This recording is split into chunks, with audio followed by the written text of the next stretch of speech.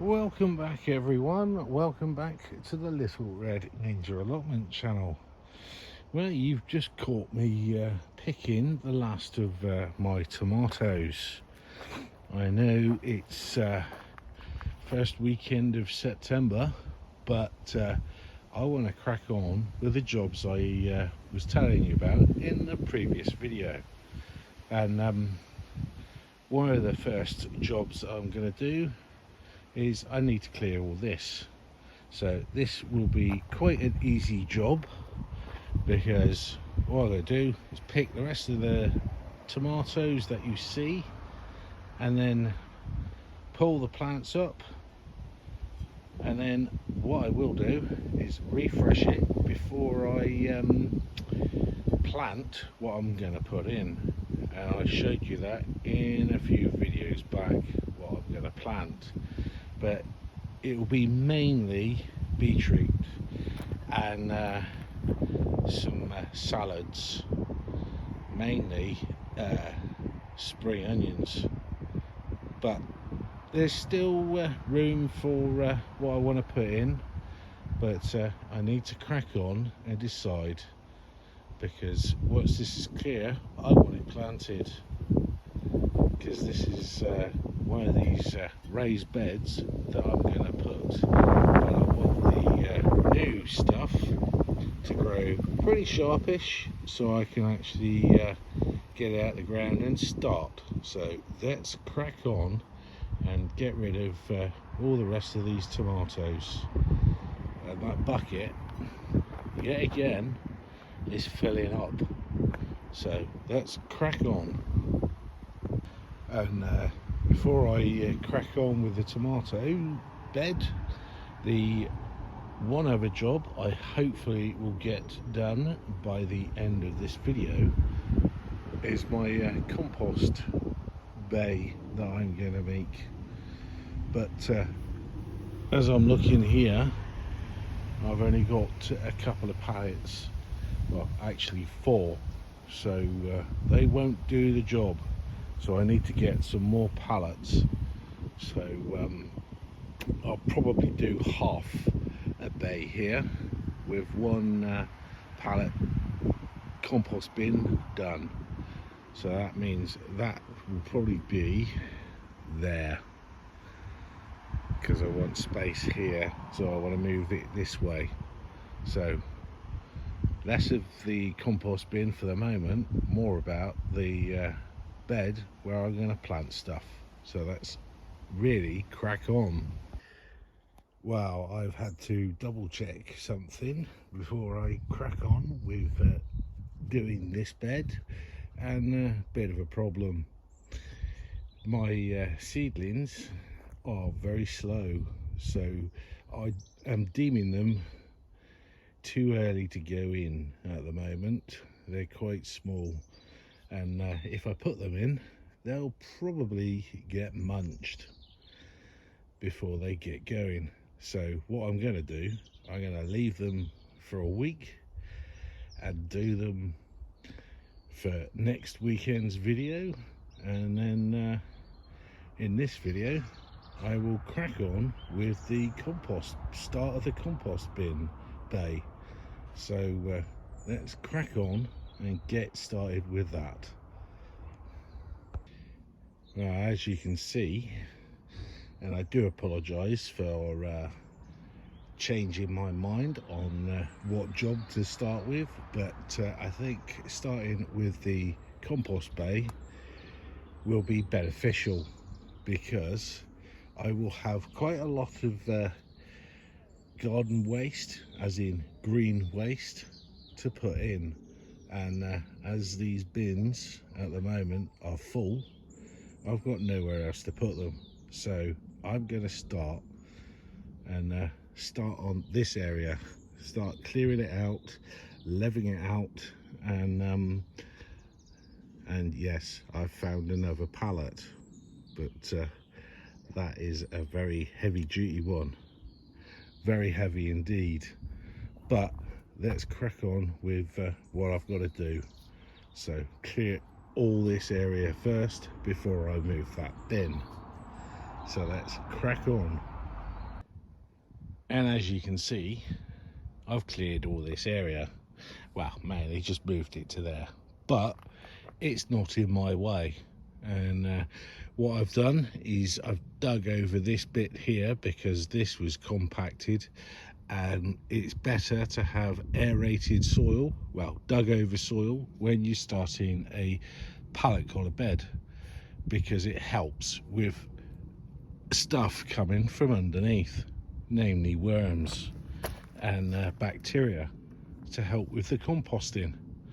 But yeah, dug over this bit here, well, just loosened it, and all I need to do now is do a measurement to how far that pallet goes, and I reckon it will go to about there, but I need to measure it first before I move that. So let's crack on, and I'll come back when I've done a little bit more, and hopefully you'll see a difference. So let's crack on. Well, here we go. I've bagged up a bit of the compost that was at the bottom of this compost bin, but all the rest of it I've managed to fit in to my main one, which is that one there. But all the rest here that you can see on the ground, I'm going to use as a activator for this compost bin. And what I will do, I'll just, you know, bag it up, and then I will put some cardboard down before I put the pallets down. But where I've marked it off, I've got a little mark there, and I've got a pole behind the spade. What I will do, I've got to put posts in to the ground at the back, mainly to support that pallet. But let's crack on with what I've got to do. I can show you a little bit more in a bit, so let's crack on. And here we go. Here's a little bit more, and as you can see, it's taking shape, and it is actually quite a big compost bay. And I'm thinking I'll probably only need to use that one. And well, what I've done, I've put the very heavy duty pallet at the back there. I've put a backboard, secured it with 6 screws onto the back. That is to stop any compost falling through into the back, because the back bit there between the comfrey and this pallet I can't really get at, so I don't really want to lose the compost that is going to be made from this pallet. But I've put a post in at the end, at the top there, and that's only really what I need, because that is level. I have leveled it out and made sure with a spirit level. And you're probably thinking this one is too tall, but there is method in my madness. A lot of YouTuber gardeners say to have all the same size pallets when you're doing a compost bin with pallets, but I say you can use any. And the reason why is because I can put a platform here and it won't budge. That's if I want to put a platform. But I can also, with these extra ones, rather than having because I will be having a shelf on the top, rather than having a shelf directly onto the compost, I can have it above, so the compost won't get affected. But less than me talking, let's finish this off. Right, here we go. Here is the compost bay finished for the time being. There are a few other bits that I need to do, but this is it.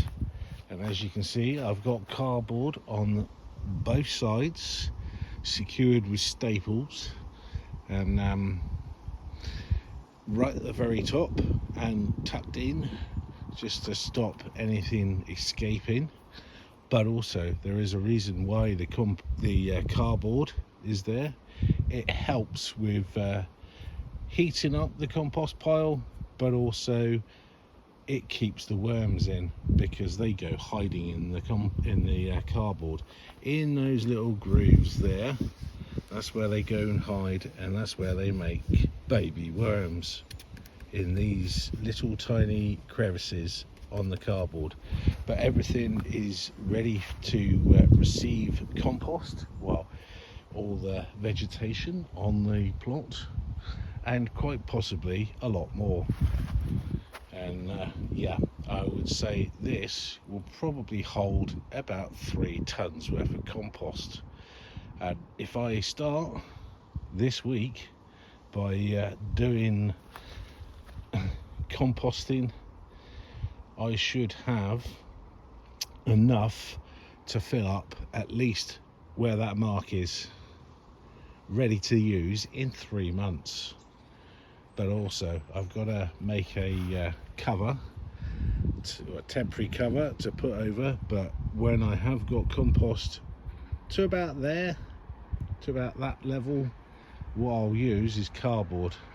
That just keeps the heat in, really, for when it's turning over. But the next job will be doing that area, I think. But I've got to crack on with planting at the top of the plot. But if you've liked this video on making a compost bay, just the one for the time being, please smash that like button. It would be very helpful if you did. But in the meantime, I've got to tidy up and think of somewhere where to put that. I think temporary in there for the moment, but this is ready to go. But I would like to say thank you very much for all the new subscribers I've had join this week. You're very welcome, and thank you very much for being part of my journey on the allotment. And this is Paul, without little Ninja, because he's still in the polytunnel. This is Paul from the Little Red Ninja Allotment channel, and I'll see you in the next video, which hopefully, if my seedlings have played ball, I'll be able to show you where I'm planting them. And I think I showed you that in the previous video. But until then, look after yourselves and keep harvesting and planting, because you never know what you'll get unless you know what you've grown. But in the meantime, this is Paul signing off, and I'll see you in the next video. This is a job well done. Bye for now.